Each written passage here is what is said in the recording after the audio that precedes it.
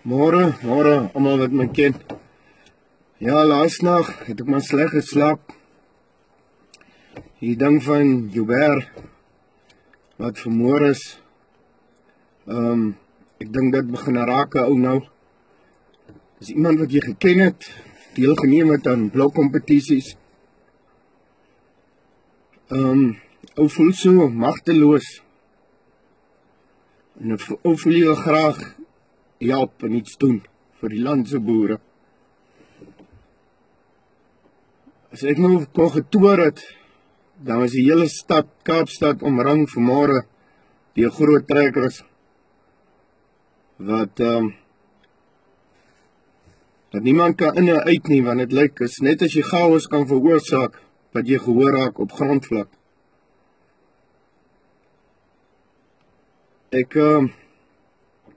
Ek voel ons moet iets doen dat ons as boergemeenskap gehoor raak. En die paar mense wat ek ken om vir my te ondersteun en maandag swart klere aan te trek vir ons landse boere. Ek is nie op Facebook en Twitter en al hierdie goedie, maar ek glo julle gaan dit aanstuur vir julle vriende, julle 20 wat op my selfoon is, dat ons hierdie ding kan versprei. Nie net ons as boere gemeenskap, maar ook my vriende wat op kantore werk. Kom ons trek maandag swart aan. Ek het al maar 'n swart t-shirt in die kas.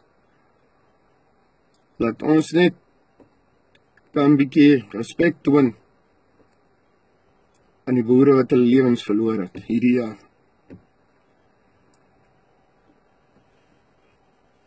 Al het so mooi, soos laas Saterdag ook, ou Springbok, wat 92 jaar oud is, 'n minuut se stilte gehou.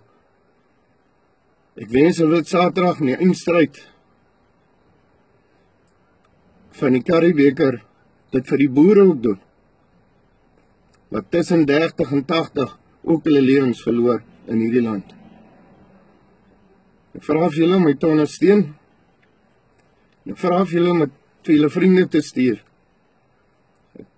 Ons op so bydra ook kan maak op 'n manier. Jy weet, my vrou is baie bederf.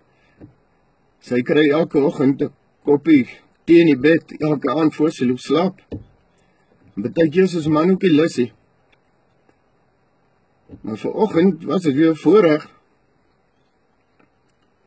om vir haar tee te kook gevat het.